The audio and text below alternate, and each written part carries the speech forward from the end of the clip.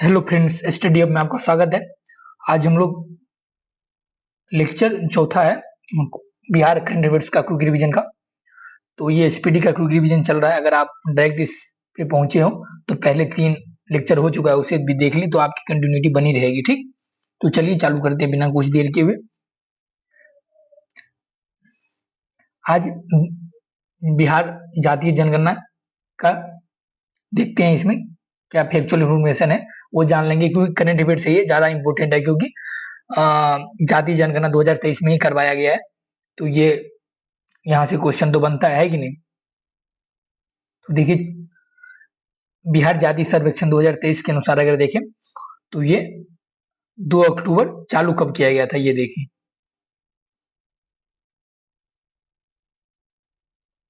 एक मिनट रुक जाइए।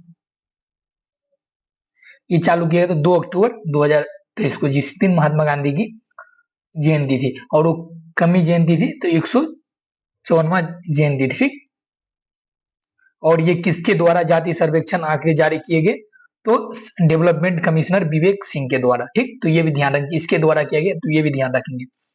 और आगे देखते हैं कि ये बिहार की विधानसभा में सर्वसम्मति से 2019 में प्रस्ताव पारित किया गया था। ठीक, और इस आंकड़े के अनुसार अगर देखें तो राज्य में परिवारों की कुल संख्या, अगर डाटा पूछे तो सही है, ना पूछे तो याद रहे तो ये डाटा क्रम में दे सकता है। राज्य में कुल परिवारों की संख्या, राज्य की कुल जनसंख्या, ऐसे करके डाटा, और इनमें से कौन से सुमेलित नहीं है, ऐसे करके।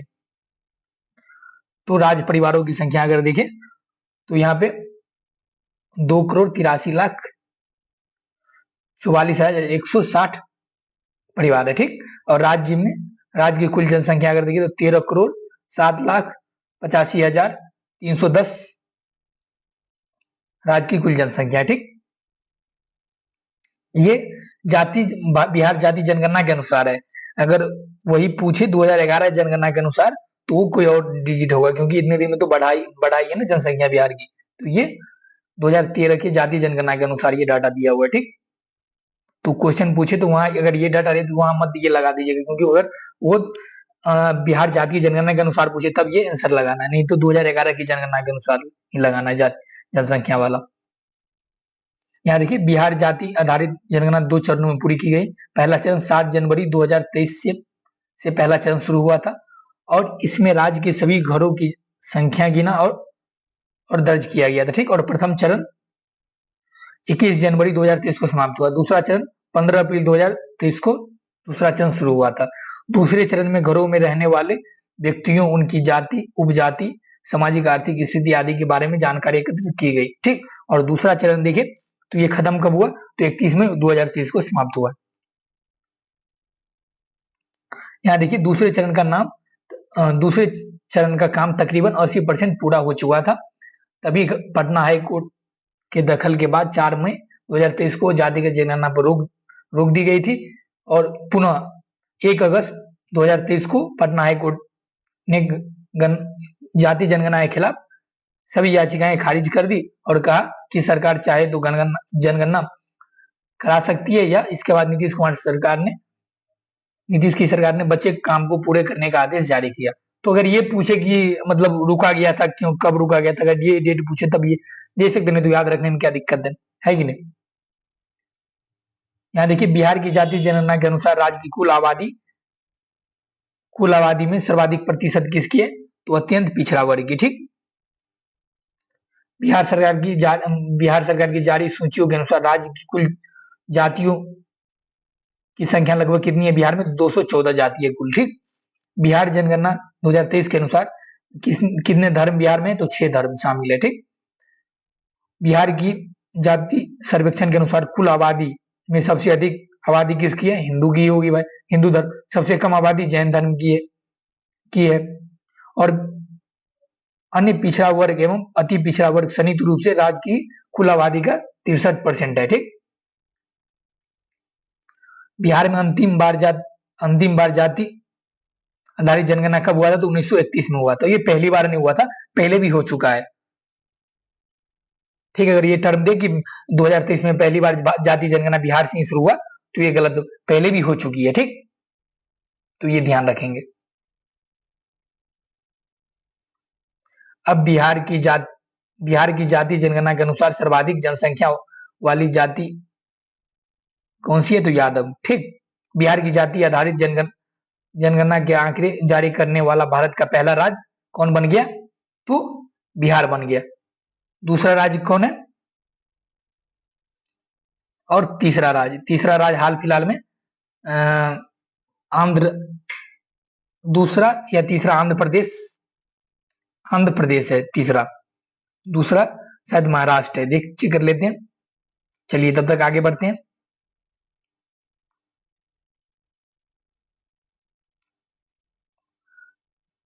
यहाँ देखिए पिछड़ा वर्ग की अगर प्रतिशत पूछता है, सर्वाधिक पिछड़ा वर्ग की कितना प्रतिशत है, तो प्रतिशत ध्यान रखेंगे 27.12% याद रखिए। और अति पिछड़ा वर्ग अगर देखें कितना है प्रतिशत, तो 36.01% है।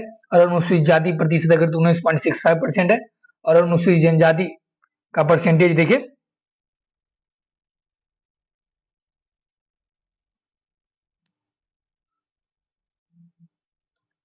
जनजाति का परसेंट 1.68%। अगर ये क्रम में दे दे मिलाने के लिए तो वहां भी पूछ सकता है क्वेश्चन, और सुमेलित नहीं है ऐसे करके भी क्वेश्चन बनाया जा सकता है। और सामान्य वर्ग की प्रतिशत कितनी है? तो 15.52%। ठीक। और सर्वाधिक जनसंख्या बिहार में किस जाति की? तो यादव की। इसके बाद अगर देखें तो मोची की है, और इसके बाद कुशवाहा कुइरी की है। तीसरे पे कुशवाहा कुइरी, पहला याद रखिए यादव की, दूसरा देखें तो मोची की है। ठीक। चौथा है ब्राह्मण।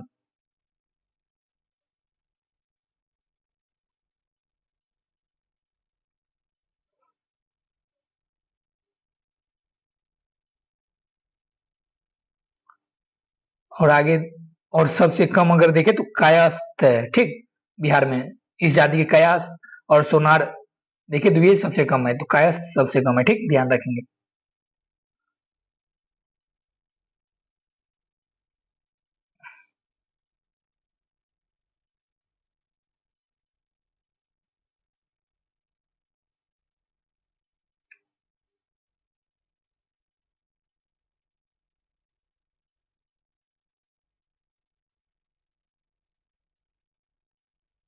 अब यहाँ देख लीजिए धार्मिक आधार पर बिहार की जनसंख्या अगर हिंदू आबादी देखे तो कितना परसेंट है? तो 81.99% है। ठीक। और मुस्लिम आबादी अगर देखे तो 17 पॉइंट, ये परसेंटेज वो क्रम लगाने के लिए अगर पूछे तो वहां ऐसे करके वहां क्वेश्चन बनाया जा सकता है। ठीक। 17.75% है। ठीक। 70% है। ईसाई देखे तो 0.05% है। सिख आबादी देखे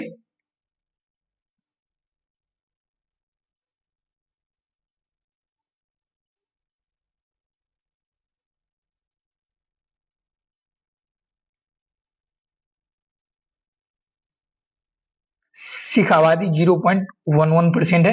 हम बौद्ध आबादी देखें तो 0.85% है। और जैन आबादी देखें तो 0.096% है। और अन्य धर्म देखें तो 0.12%। तो सबसे कम किस धर्म के लोग बिहार में निवास करते हैं? जैन धर्म के। ठीक। तो ये ध्यान रखेंगे। अब यहाँ देखते हैं आर्थिक सर्वेक्षण, बिहार आर्थिक सर्वेक्षण अगर देखें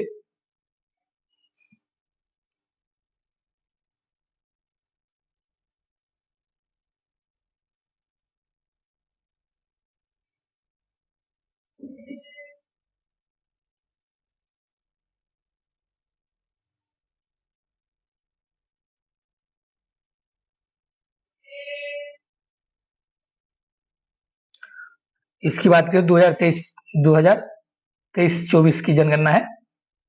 ठीक। तो बिहार की आर्थिक स्थिति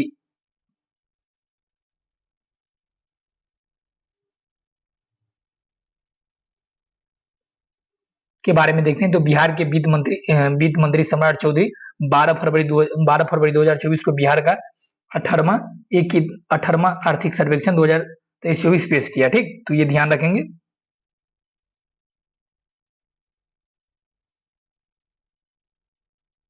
अब देखते हैं वर्तमान मूल्य पर बिहार का जीएसडीपी अगर देखें तो 15.5% से बढ़कर, मतलब बढ़ने का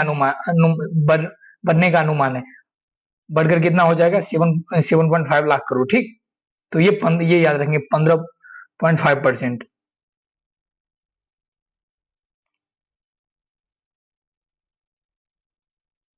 अब आगे देखते हैं 2022 2022-23 के राज्य की अर्थव्यवस्था का आकार देखें तो उससे कितना परसेंट बढ़ने का अनुमान था, तो 10.64% था। तो उससे अगर पूछे कितना परसेंट बढ़ा, तो यहाँ देखिए 5% का बढ़ने का बढ़ा है कि नहीं पिछले की तुलना में। तो यहाँ देखिए 2022-23 के बिहार सकल जीएसडीपी का वर्तमान मूल्य पर अगर पूछे कितना परसेंट बढ़ा है, तो 15.5%। ठीक, अंतर पूछे तो वो वाला होगा। और स्थिर मूल्य पर अगर पूछे तो 10 ये स्थिर मूल्य पे है, सॉरी ये स्थिर मूल्य पे और ये वर्तमान मूल्य पे लिखा है। तो स्थिर मूल्य पे पूछे तो 10.6। ठीक, अब आगे देखते हैं, यहाँ देखेंगे ये पिछला वाला है।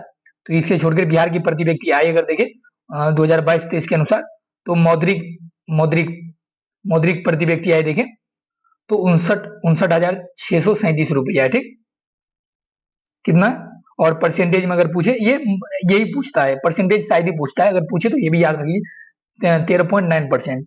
वास्तविक प्रति व्यक्ति आय पूछे तो 35,119 रुपया, और वृद्धि देखे तो 9.07%। सर्वाधिक प्रति व्यक्ति आय वाला जिला कौन सा है, तो पटना ही होगा, और न्यूनतम तो शिवहर। बिहार के 3 सबसे संपन्न जिले कौन है, तो पटना, बेगूसराय, मुंगेर। इसकी प्रति व्यक्ति आय देखे पटना की तो 1,14,541 रुपया, बेगूसराय की 46,991 रुपया, मुंगेर की देखे तो 44,176 रुपया।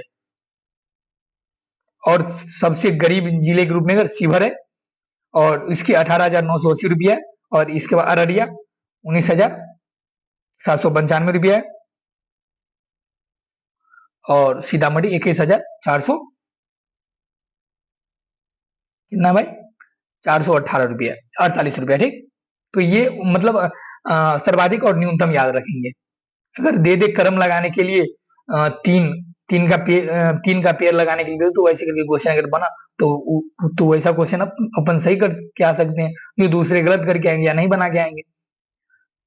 यहाँ देखते हैं कि 2022-23 के अनुसार अगर देखें तो राज्य की अर्थव्यवस्था में विभिन्न क्षेत्र का हिस्सा, तो प्राथमिक क्षेत्र का हिस्सा देखें तो 20% का, द्वितीय क्षेत्र का हिस्सा भी देखें तो 20% का, और तृतीय क्षेत्र का हिस्सा देखें तो 60% का। तो इसमें वृद्धि दर याद रखें, क्योंकि ये प्राथमिक क्षेत्र और द्वितीय क्षेत्र अगर देखा जाए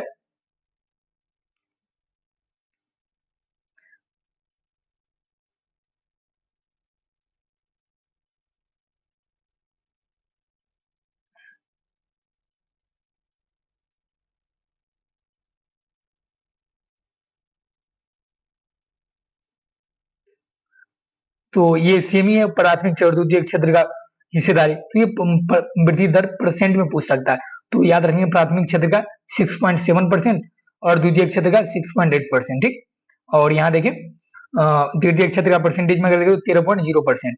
प्राथमिक क्षेत्र से सकल राज्य घरेलू उत्पाद की वृद्धि में फसल क्षेत्र का कितना परसेंट हिस्सेदारी है। प्राथमिक क्षेत्र में अगर फसल क्षेत्र का देखें तो 9.9%, पशुधन का देखें तो 6.6%, और मत्स्य एवं जलीय कृषि का देखें तो 1.8%, और वानिकी एवं कास्ट निर्माण का प्रयोग के निर्माण की हिस्सेदारी है तो 1.6%। तो ये याद रखेंगे।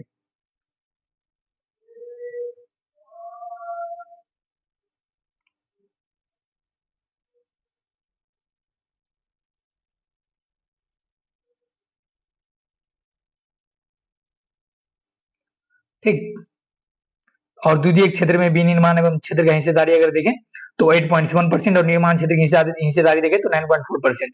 तृतीय क्षेत्र में व्यापार एवं मरम्मत सेवाओं में अगर देखें हिस्सेदारी तो 15.8%, और संचार एवं सेवाओं क्षेत्र की हिस्सेदारी देखें तो 10.7%। है कि नहीं? तो आप लोग बताइए, कुछ आप लोग का रिवीजन कैसा चल रहा है? कुछ ठीक।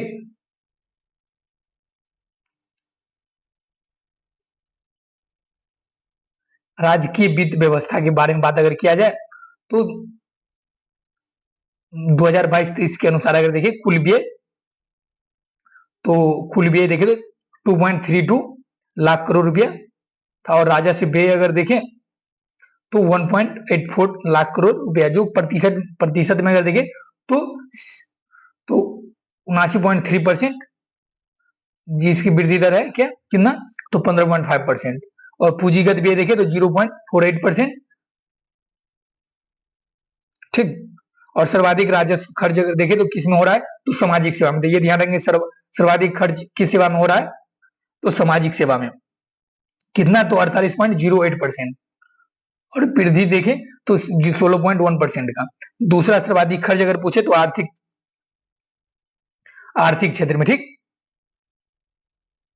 और यहां देखें, हाँ चलिए याद आ गया, वो जाति जनगणना कराने वाला पहला राज्य कौन सा बन गया है तो पहला राज्य कौन बना है तो बिहार, ठीक।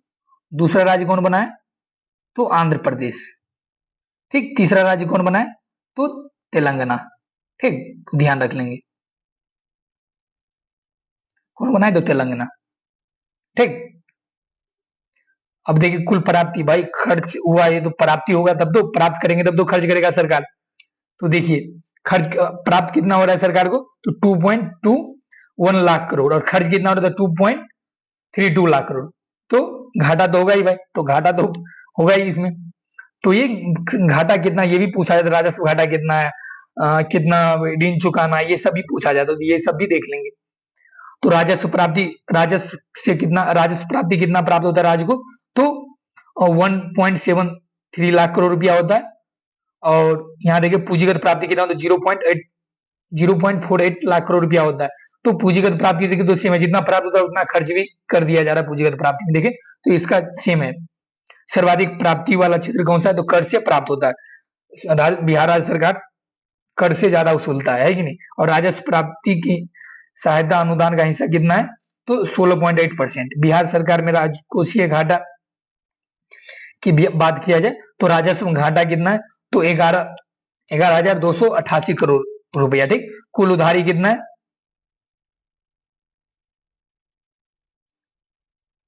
तो ये पूछा जाता है परसेंटेज में, अपन डिजिट में भी देख लेते और परसेंटेज में पूछे तो वो भी कोई दिक्कत नहीं है कि नहीं। तो कुल उधारी देखे तो 48,284 रुपया है। ऋण कितना चुकाता है 14,351 करोड़ रुपया का ऋण चुकाता है। और बकाया ऋण कितना है तो 2,93,307 करोड़ रुपया है, ठीक। और कुल प्राप्ति अगर देखे 23%, कुल पूंजीगत 6.4%, राजस्व घाटा अगर देखे तो 1.5% और प्राथमिक घाटा देखे तो 6.9% और कुल उधारी देखे तो 6.4% है, ठीक। तो ये परसेंटेज आप ध्यान रखेंगे। तो यानी कुल प्राप्ति और कुल उधारी का परसेंटेज देखे तो सेम ही है 6.4%।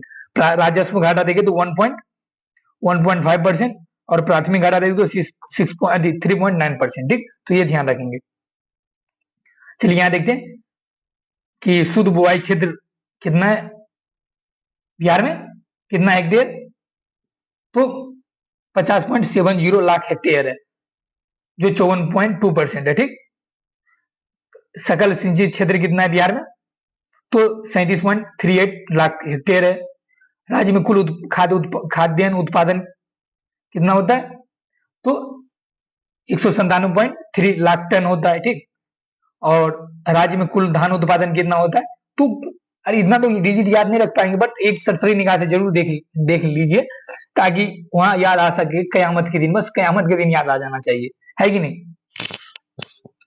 तो यार देखिए कुल धान उत्पादन देखिए तो धान का याद 78.72 लाख टन, ये याद रखिए। गेहूं का रखिए तो ये 66.00 लाख टन का उत्पादन होता है। और दूध उत्पादन देखे तो 125.03 लाख टन, ठीक। और अंडा उत्पादन देखे तो 327.43 लाख करोड़, ठीक। और मछली उत्पादन देखे तो 8.46 लाख टन। तो सर्वाधिक चावल का उत्पादन किस राज्य में होता है बताइए भाई तो रोहतास में। कहाँ होता है तो रोहतास में सर्वाधिक चावल का उत्पादन, कहाँ रोहतास में। इसके बाद औरंगाबाद और इसके बाद कैमूर में होता है, ठीक। सर्वाधिक गेहूं का उत्पादन भी रोहतास में होता है, इसके बाद कैमूर, इसके बाद भोजपुर। तो क्रम में तीन तीन जिला पूछे तो इसके लिए क्रम में 3 दिया हुआ है, तो ध्यान रख। और सर्वाधिक दाल का उत्पादन कहाँ होता है, तो पटना, इसके बाद औरंगाबाद, इसके बाद नालंदा में, ठीक, तो ध्यान रखेंगे।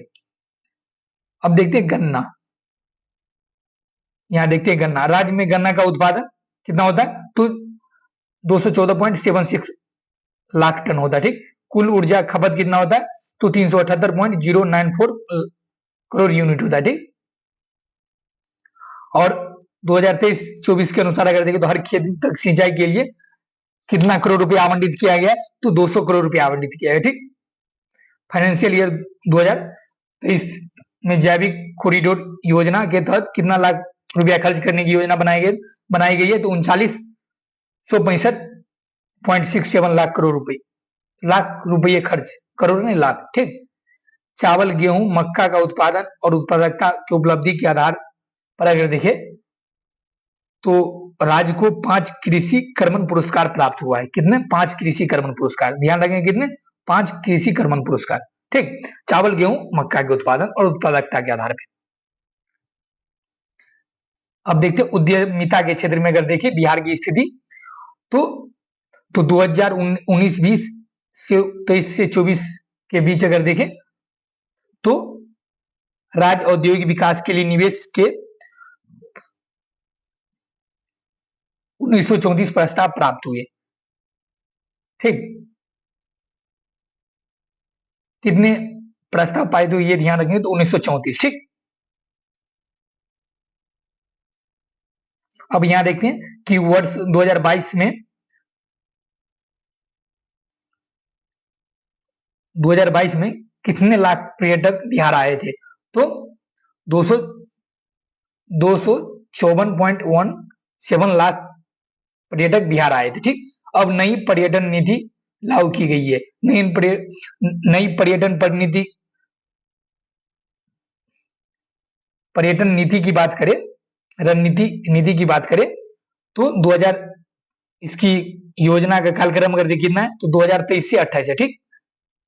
इसके तहत देखिए थीम क्या है, थीम भी पूछा जाता है, तो थीम आधारित पर्यटन गंतव्यों का विकास होगा,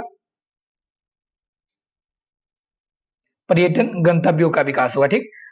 पारिस्थितिकी पर्यटन एवं पार्क विकास योजना के तहत अगर देखें 2023-24 के अनुसार अगर देखें तो कुल आवंटन कितना व्यय किया गया है, तो 64.24 करोड़ रुपया, जिसमें देखिए तो 87.8% व्यय हो चुका है, ठीक।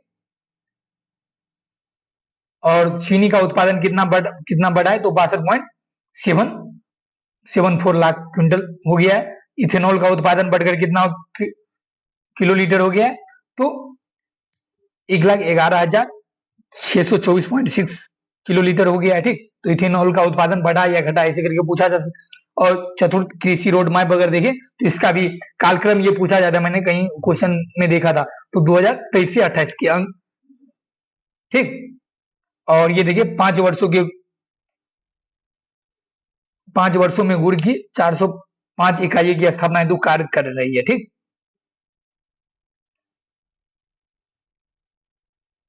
अब देखते हैं श्रम नियोजन प्रवासन या प्रवास की बात करें तो बिहार में श्रम शक्ति सहभागिता दर कुल आबादी का 50.9% थी। वही राज्य में श्रमिक जनसंख्या का अनुपात कितना है, तो 48.7%, ठीक। राज्य में 38 महिलाएं औद्योगिक प्रशिक्षण संस्थानों सहित कुल 151 सरकारी औद्योगिक प्रशिक्षण संस्थान है। उद्योग 4.0 की जरूरतों की पूर्ति के लिए टाटा टेक्नोलॉजी के साथ मिलकर 60 प्रशिक्षण संस्थानों को उत्कृष्ट केंद्रों में बदला जाएगा, ठीक। तो ये ध्यान रखेंगे।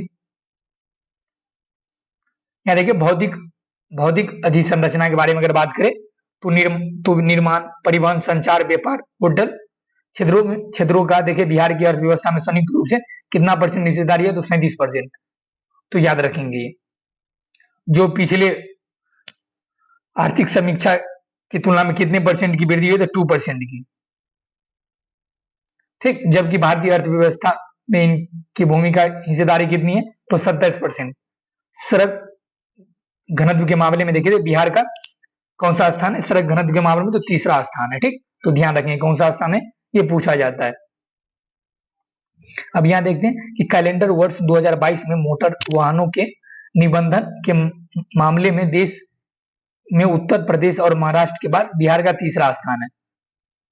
तो किसमें? कैलेंडर वर्ष 2022 में मोटर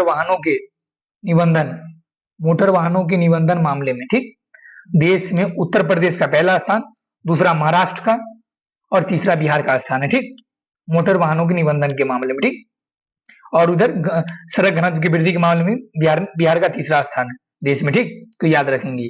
और ग्रामीण विकास की बात किया जाए तो 38 जिलों में 167 लाख जॉब कार्ड उपलब्ध कराए गए। ठीक, और गृह स्थल योजना के तहत अगर देखा जाए तो 95,075 परिवारों के बीच देखा जाए तो 47,53,75 करोड़ एकड़ जमीन वितरित की गई। ठीक, जो कुल बजट आवंटन का 7355 करोड़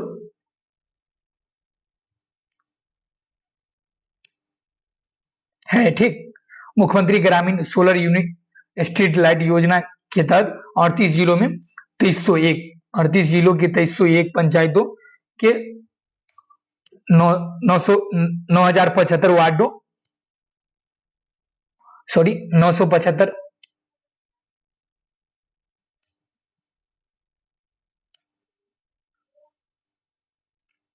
9,075 वार्डों में सोलर स्ट्रीट लाइट लगाए गए। ठीक, ये डिजिट स्पीड में बोलते हैं इसीलिए ये गड़बड़ा जाता है। तो चलिए आगे देखते हैं। नगर विकास की बात किया जाए तो सितंबर 2023 तक 18.3 लाख परिवारों को पाइप से पेयजल मिल गई है। और स्वयं सहायता समूहों की संख्या कितने % बढ़ी है? तो 87% बढ़ी है। राज्य सरकार ने यहाँ पे देखिए तो 1,83,295 पथ विक्रेताओं की पहचान की है। 3674 बेड की कुल क्षमता वाले 101 आश्रय गृहों का निर्माण किया गया है। नगर विकास में अगर देखा जाए, अगर ई प्रशासन की बात किया जाए तो बिहार में प्रति 100 व्यक्ति 53.6 टेलीफोन उपलब्ध है प्रति 100 व्यक्ति पे। ठीक, और राज्य के हर तीसरे व्यक्ति को इंटरनेट उपलब्ध है। तो ऐसी करके स्टेटमेंट दिया जा सकता है, राज्य के हर दूसरे व्यक्ति को इंटरनेट प्राप्त है, तो गलत तीसरे व्यक्ति को प्राप्त है। तो ऐसे करके अगर स्टेटमेंट कहीं दिखे तो यहाँ आप एलिमिनेट कर पाएंगे। साइबर अपराध से निपटने के लिए राज्य सरकार ने 44 साइबर पुलिस थाने को स्वीकृति की है, जो जून 2023 से चालू है। ठीक, यहाँ देखते हैं कि ऊर्जा क्षेत्र में राज्य में ऊर्जा की प्रति व्यक्ति खपत अगर देखा जाए कितना यूनिट है तो 329 यूनिट है। ठीक, यहाँ पे देखिए 2021-22 आर्थिक समीक्षा के अनुसार अगर देखें फाइनेंशियल ईयर के अनुसार तो 31% बिजली नवीकरणीय स्रोतों से एवं 69% ताप विद्युत से प्राप्त किया जाए। ठीक, और यहाँ पे देखें तो योजना लक्ष्य है कि फाइनेंशियल ईयर 2025-26 तक नवीकरणीय ऊर्जा स्रोतों को 35% बिजली पा लेंगे या पाने का लक्ष्य। ठीक, अब देखते हैं बैंकिंग और सहवर्ती क्षेत्र की बात अगर करें तो इंटरनेट बैंकिंग का उपयोग करने वाले लोगों की संख्या तेजी से बढ़ रही है। 31 मार्च 2023 तक बढ़कर कितना हो गया तो 118.9 लाख हो गई है। ठीक, राज्य में बैंकों द्वारा कुल बकाया ऋण के प्रतिशत में अनिष्पादित परिसंपत्ति एनपीए की बात किया जा रहा है। ठीक, एनपीए का आकार हाल के वर्षों में लगातार घटा है। एनपीए क्या है? ये एनपीए इकोनॉमिक्स का टर्म है। जो जैसे कोई ऋण लेता है ना, अगर आसान शब्दों में अगर समझा जाए तो जैसे कोई ऋण लेता है वो नहीं चुका पाता है, मतलब नॉन परफॉर्मिंग एसेट होता है ये। मतलब ये ऋण मतलब एसेट मतलब उसका ब्याज नहीं भर रहा है तो वो 90 दिन से अधिक तक अगर बकाया रह जाए, मतलब वो ब्याज अदा नहीं करते तो वो एनपीए की श्रेणी में आ जाता है। ठीक, तो अगर एनपीए क्या होता है और परफॉर्मिंग एसेट क्या होता है, अगर ये सब की जानकारी आपको चाहिए क्विक रिवीजन के माध्यम से ही। तो आप डिस्क्रिप्शन में लिंक दिया हुआ है, आप जाके वहाँ बिहार स्पेशल क्विक रिवीजन में क्लिक करिए और वहाँ इकोनॉमिक्स का चैप्टर देखिए और अपनी तैयारी को मजबूत करिए। ठीक, तो ये पूछे कि लगातार घटा है या बढ़ा है, तो घटा है। ठीक, ध्यान रखें। बिहार, यहाँ पे देखिए मानव विकास की बात अगर किया जाए तो बिहार के लिए जन्मकालीन जीवन संभाव्यता अगर देखा जाए तो वर्तमान में कितना हो गया है, तो 69.5 वर्ष हो गया। ठीक, ये पूछा गया क्वेश्चन है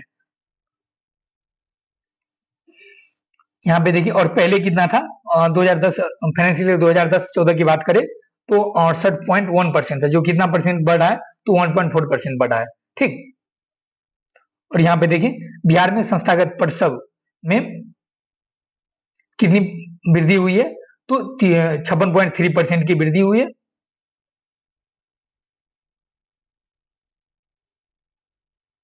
और कितना तक पहुंच गया, इतना वृद्धि हो गया, तो 76.2% तक बढ़ गया, जो 2005-6 फाइनेंशियल ईयर में कितना था, तो 19.9% था। ठीक, अब यहाँ देखते हैं राज्य में प्राथमिक स्तर पर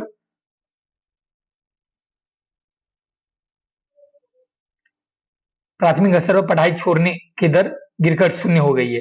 उच्च प्राथमिक सीजन दर अगर देखा जाए तो फाइनेंशियल ईयर 2022 के इसके अनुसार अगर देखें तो 2.77% है। ठीक, अब यहाँ पे देखिए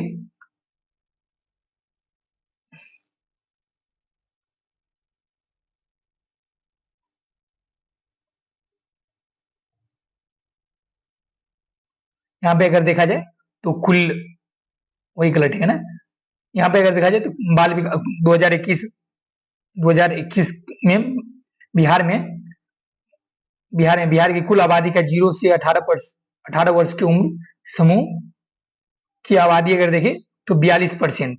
ठीक, जबकि 0 से 6 वर्ष की उम्र की आयु की आबादी अगर देखा जाए तो 16%। ठीक, और देश में कुल आबादी के बिहार के बच्चों की अगर हिस्सा के रूप में देखा जाए तो कितना परसेंट है, तो 12%। ठीक, और फाइनेंस अगर ईयर देखा जाए 2017 से 22 के बीच अगर देखा जाए तो बच्चों का समग्र व्यय अगर देखा जाए तो 19.5% की वार्षिक दर से बढ़ा है। ठीक, अब देखते हैं पर्यावरण जलवायु परिवर्तन और आपदा प्रबंधन से बिहार की स्थिति। तो जल जीवन हरियाली अभियान के तहत कितने पौधे लगाए गए, तो 288.31 लाख पौधे लगाए गए। ठीक, बिहार की आर्द्र उपोष्ण जलवायु बिहार की जलवायु कैसी है, तो आर्द्र उपोष्ण जलवायु CWA। ठीक, गर्मी काफी और ठंड हल्की। ठीक, ठीक है ना। बिहार में लू जैसी समस्या भी रहती है।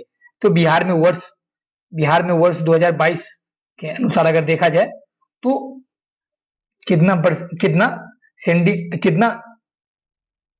मिलीमीटर वर्षा हुई है, तो 2849.1। ठीक, और औसतन अगर देखा जाए तो 81.7% वर्षा दक्षिण पश्चिम मानसून के कारण ही बिहार में होता है। ठीक, वर्ष 2070 तक कार्बन उत्सर्जन को न्यूनतम सीमा लाने का लक्ष्य बिहार सरकार है। कितना तक, तो ये लाइन अगर दे दी कि 2050 तक तो नहीं, 2070 तक। ठीक, ध्यान रखेंगे।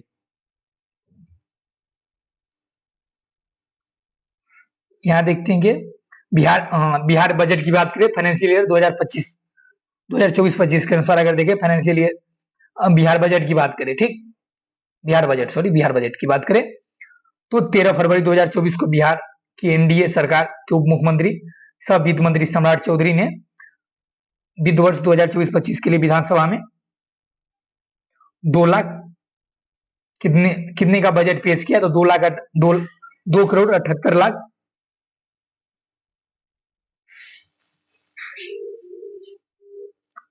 2,78,725.72 करोड़। ठीक, 2.78 लाख करोड़ रुपया का बजट पेश किया। ठीक, और यह राज्य इतिहास में यह अब तक सबसे बड़ा बजट पेश किया है। वित्त वर्ष अगर देखा जाए 2024-25 के अनुसार अगर देखें तो कुल व्यय बजट का अनुमान कितना है पिछले वर्ष की तुलना में परसेंटेज में देखें तो परसेंटेज में पूछा है तो 6.4%। ठीक, और यहाँ पे देखें तो स्थापन एवं प्रतिबद्ध व्यय बजट अनुमान कितना है,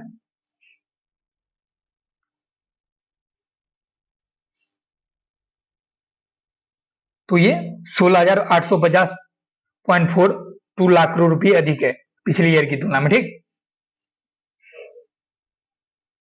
यहाँ पे देखिए सुशासन कार्यक्रम के लिए जो कार्यक्रम जो योजना 2020 से 25 के बीच का था वो आत्मनिर्भर बिहार के 7 निश्चय 2 के अंतर्गत वित्तीय वर्ष 2024-25 में विभिन्न विभागों के अंदर कुल बजट का प्रावधान कितना प्रावधान किया गया है, तो यहाँ पे देखिए तो 540 करोड़ रुपए का आवंटन किया गया। ठीक, तो ये भी ध्यान रखेंगे। और ये 7 निश्चय का पहला अगर योजना देखें पंचवर्षीय योजना तो 2015 से 20 था और दूसरा है 2020 से 25, तो ये ध्यान रखेंगे आप।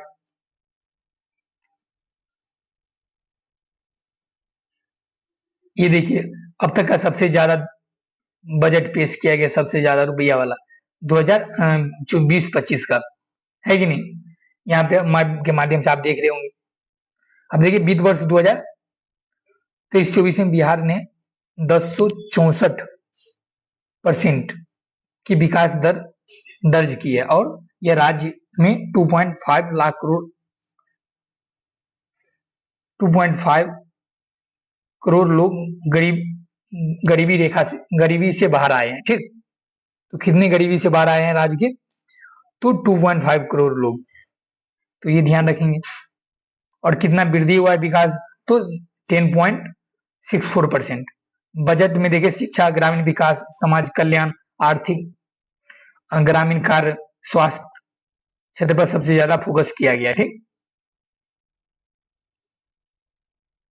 यहाँ पे देखिए ये चालू खाता पे है और स्थिर मूल्य पे। ठीक, तो यहाँ पे देखिए 2022-23 में जीएसडीपी अगर देखिए स्थिर मूल्य पे जो वास्तविक होता है तो 10.64%, और चालू मूल्य पर अगर देखें कितना अनुमानित है तो 15.5%। ये था 2023-24 के अनुसार। 2024-25 के अनुसार अगर देखें तो 13.5% अनुमानित है। ठीक, तो वर्तमान में कितना परसेंट अनुमानित है जीएसडीपी का वृद्धि दर, तो 13.5%, तो ये ध्यान रखेंगे आप। चलिए देखें बिहार की वित्तीय वर्ष 2024-25 की एक दृष्टि के रूप में अगर देखा जाए तो ये पीछे तो कर लिया ना, कितना घाटा था, कितना प्राप्ति, कितना व्यय, ये देख लिए थे एक चार्ट के माध्यम से। तो इस चार्ट में आप एक सरसरी निगाह से जरूर देख ले ताकि आप खुद ये डिजिट याद रह सके। ठीक, अब यहाँ देखते हैं बजट की प्रमुख बातें अगर किया जाए, तथ्य अगर कुछ, तो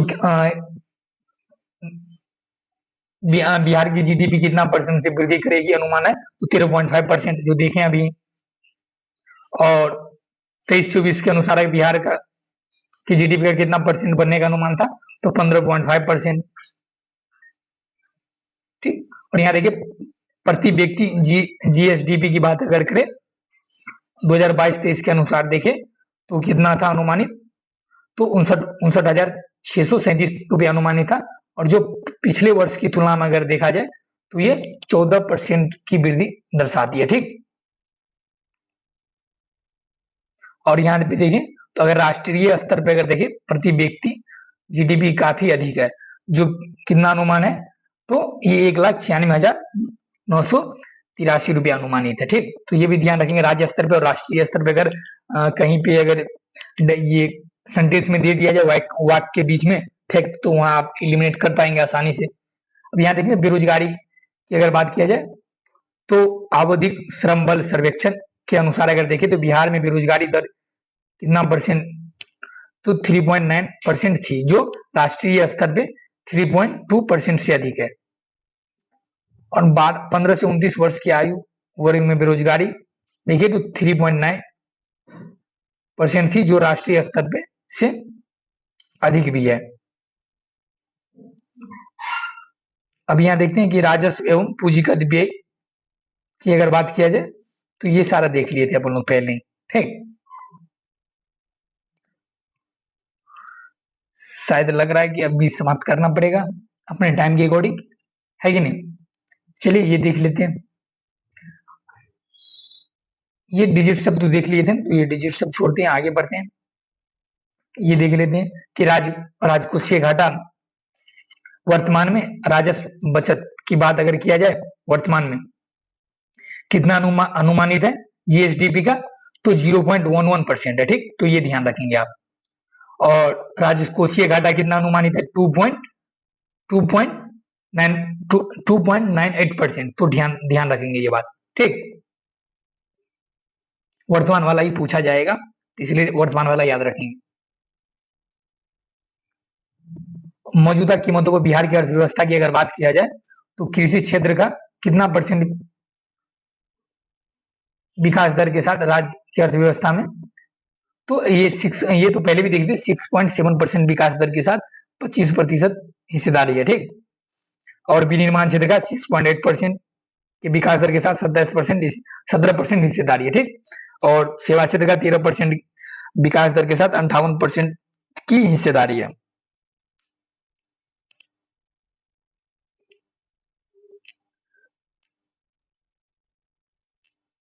एक बार और देख लीजिए, तो देखे ही थे कि रुपया कहाँ जाएगा सबसे ज्यादा, तो सामाजिक सेवा में सबसे ज्यादा खर्च होगा 38.89%, और इसके बाद सामान्य सेवा में 29.95%, ये पूछा जा सकता है। आर्थिक सेवा में देखें तो 22.68%, लोग ऋण वापसी के मामले में अगर देखा जाए तो 8.03%, ऋण और पेशिगियां के मामले में 0.44%, सहायता अनुदान अंशदान के मामले में 0.1%। तो यहाँ पूछा जाता है कि बताइए कि वर्तमान बजट के अनुसार बताइए कि सर्वाधिक खर्च किस पे किया जाएगा क्रमशः। तो पहला सामाजिक सेवा, दूसरा सामान्य सेवा, ठीक, तीसरा आर्थिक सेवा, चौथा लोक ऋण और ई आंसर रहता है उसका इनमें से सभी या इनमें से कोई नहीं, तो ये आपका ऑप्शन होगा, आंसर होगा, ठीक। और कहां से आता है भाई, तो केंद्रीय करों से राज्य को कितना परसेंट प्राप्त होता है, तो 40 पॉइंट सबसे ज्यादा केंद्रीय करों से प्राप्त होता है। सबसे ज्यादा कहां से प्राप्त होता है राज्य को, अब पैसा कहां से आता है, तो केंद्रीय करों से प्राप्त होता है 40.52%, 52%, ठीक। केंद्र सरकार को सहायता अनुदान कितना मिलता है, केंद्र सरकार से राज्य को कितना सहायता अनुदान मिलता है, तो 18.70% मिलता है, ठीक। और यहाँ पे देखिए राज्य सरकार के कर राजस्व की बात किया जाए कितना प्राप्त होता है कर राजस्व से, आमदनी कितना होता है, तो 19.47%। लोक ऋण की बात किया जाए तो ऋण कितना लिया जाता है राज्य के द्वारा, तो 18.8%, 18.82%, ठीक। और राज्य का कर भिन्न राजस्व अगर देखें 2.63%, ठीक। और ऋण की वसूली से कितना प्राप्त होता है राज्य को, तो 0.16%, ठीक।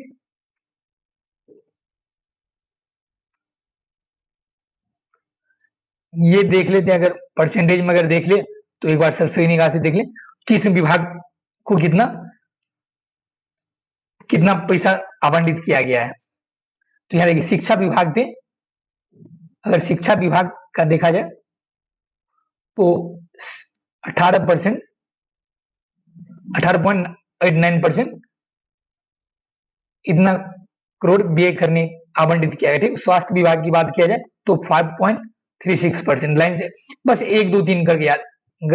शिक्षा विभाग पे सबसे ज्यादा, इसके बाद स्वास्थ्य विभाग पे तीसरा, अगर देखिए डिजिट नहीं पूछेगा तो ये पूछ सकता है ग्रामीण विकास पे। और सबसे कम देख लेते हैं, सबसे कम खेल विभाग, सबसे कम खेल विभाग पे खर्च किया गया है, ठीक।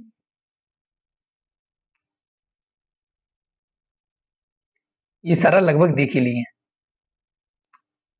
ये भी देख लिए। यानी मनरेगा के लिए कितना आवंटित किया गया, तो 592 करोड़ रुपया आवंटित किए, ठीक। राष्ट्रीय स्वास्थ्य मिशन के लिए कितना आवंटित किया गया, तो 3620 करोड़ रुपया आवंटित किया गया, ठीक। जो ऊपर भी ऊपर से नहीं लिखा था। प्रधानमंत्री आवास योजना शहरी के लिए कितना, तो 2103 करोड़ रुपये आवंटित किया गया और स्मार्ट सिटी मिशन के लिए 640 करोड़ रुपए आवंटित किया गया। ठीक, प्रधानमंत्री ग्राम सड़क योजना के लिए 271 करोड़ रुपए आवंटित किया गया। स्टूडेंट क्रेडिट कार्ड योजना के लिए कितना, तो 700 करोड़ रुपए आवंटित किया गया है। और नवासी ITI को सेक्टर ऑफ एक्सीलेंस बनाया जाएगा। ठीक, कितने, तो 88 ITI कॉलेज सेंटरों को, और 100 इलेक्ट्रिक बसों का संचालन होगा। 2025 तक 100 स्मार्ट मीटर लगाने का लक्ष्य रखा गया है। 100% स्मार्ट मीटर लगाने का लक्ष्य रखा गया है। ठीक, मुख्यमंत्री निश्चय स्वयं सहायता योजना के तहत आगामी वित्तीय वर्ष में 200 करोड़ का प्रावधान किया गया है। ठीक, और हर घर नल योजना के तहत 1295 करोड़ का प्रावधान, और नवीकरणीय ऊर्जा से 35% बिजली का उत्पादन का लक्ष्य रखा है। कब तक, तो 2070 तक का। ठीक, तो चलिए ये बिहार की शासन व्यवस्था के बारे में कल बात करेंगे, यहाँ से कल चालू करते हैं अपन लोग। तो चलिए आज यहीं पे समाप्त करते हैं। अगर अच्छा लग रहा है तो आज थोड़ा स्लो हुआ है, तो इसके लिए सॉरी, स्लो थोड़ा था। ठीक, तो इसके लिए सॉरी, कल से थोड़ा फास्ट रहेगा, क्योंकि रिवीजन चल रहा है ना, तो थोड़ा फास्ट ही रहेगा तो अच्छा रहेगा। ठीक, तो चलिए धन्यवाद। अच्छा लगा तो अपने दोस्तों को शेयर करिए। चलिए ठीक है, रिवीजन करते रहिए और मस्त रहिए।